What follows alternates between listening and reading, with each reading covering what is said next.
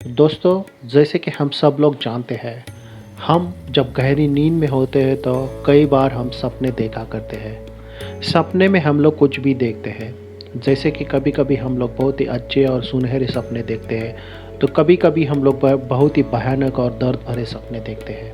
कभी तो शुभ, कभी अशुभ सपने हम लोग देखते हैं। ऐसे में हमारे दिमाग में एक सवाल कभी न कभी ज़रूर आता है कि आखिर सोने के बाद हमारी आत्मा क्या करती है?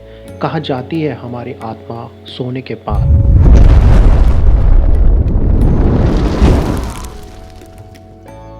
हेलो हाय दोस्तों, नमस्ते, सत श्री अकाल, आदाब। कैसे हैं आप? आपका स्वागत है हमारे अपने चैनल द एशियंट वर्ल्ड में। दोस्तों, आगे बढ़ने से पहले वीडियो को लाइक करना मत भूलिएगा, और अगर आप चैनल पर नए हैं तो प्लीज़ सब्सक्राइब द चैनल।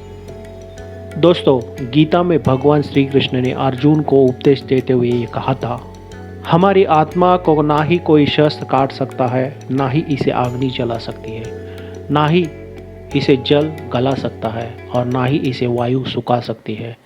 हमारी ये आत्मा उस परब्रह्म परमात्मा का अंश होती है, जो कि अजर अमर और अविनाशी होती है। इसका कभी भी अंत नहीं हो सकता। दोस्तों, हम आपकी जानकारी के लिए बता दें कि सोने के बाद हमारी आत्मा कहीं जाती नहीं है, ना ही उसे कहीं जाने की आवश्यकता पड़ती है। लेकिन हमारा मन गति करता है और इस गति को हम आत्मा की गति समझते हैं। सोने का मतलब आपका चेतन मन सो गया है। चेतन मन, जो कि हमारे शरीर का एक भाग होता है, चेतन मन वही है जिसे हम जानते हैं तथा इसी के आधार पर हम सारे काम करते हैं। यह हमारे मन की जागृत अवस्था होती है। हमारे मन में जितने भी अच्छे बुरे विचार आते हैं, वो सब इस चेतन मन की देन है। अंदर का मन कभी भी नहीं सोता है, क्योंकि उसे ऐसा करने की आवश्यकता नहीं होती है। चेतन मन जब सो जाता है तो हम बाहर की वस्तुओं को देखना और सुनना बंद कर देते हैं। आत्मा कुछ नहीं करती, क्योंकि वो एक अभौतिक सत्ता है तथा उसके अंदर कोई राग नहीं होता है। जब हम निर्गुण की बात करते हैं तो वो आत्मा ही होती है। जब हम सो जाते हैं तो हमारा अचेतन मन आत्मा के साथ मिलकर क्रियाशील हो जाता है। उसके बाद हम सपने देखने लगते हैं। इसी वजह से हमें लगता है कि सोने के बाद हमारी आत्मा कहीं जाती है। दोस्तों, अचेतन मन चेतन मन से बहुत ज़्यादा शक्तिशाली होता है तथा वह हमारे मन से अधिक काम करता है तथा वो भूत और भविष्य दोनों को देख सकता है।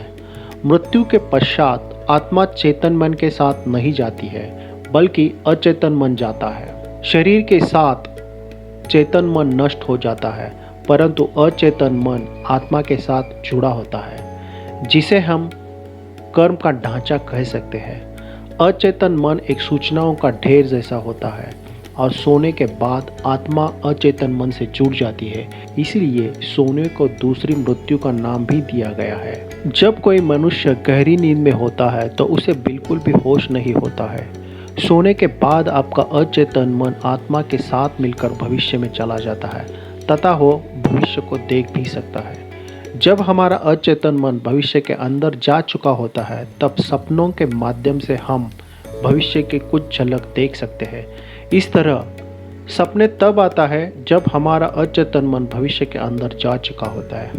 आपको कभी कभी ऐसा आभास होता है कि कुछ बुरा होने वाला है। कुछ बुरा होने से पहले आपका मन विचलित हो जाता है, जो कि अचेतन मन का ये एक संकेत होता है। हमारे अचेतन मन भविष्य के बारे में कैसे ज्ञान लेता है, इसके बारे में कुछ कहना बहुत कठिन है तथा इसका आधार क्या है ये कहना भी कठिन है। लेकिन ऐसा माना जाता है कि जो भौतिक जगत के अंदर घटना घटित होती है, वो उससे पहले सूक्ष्म जगत में घटित होती है। इसका मतलब यह है कि हमारे साथ पहले सूक्ष्म जगत में घटना घटित होती है तथा उसके बाद उसका असर भौतिक जगत पर पड़ता है। दोस्तों, आशा करते हैं ये जानकारी आपको पसंद आई होगी। हम जल्दी हाजिर होंगे एक नई कहानी के साथ। तब तक देखते रहिएगा द एशियंट वर्ल्ड। अगर आपको ये वीडियो अच्छी लगी हो तो लाइक ज़रूर कर देना, और आप चैनल पे नए हो तो चैनल को प्लीज़ सब्सक्राइब कर देना। Thank you very much.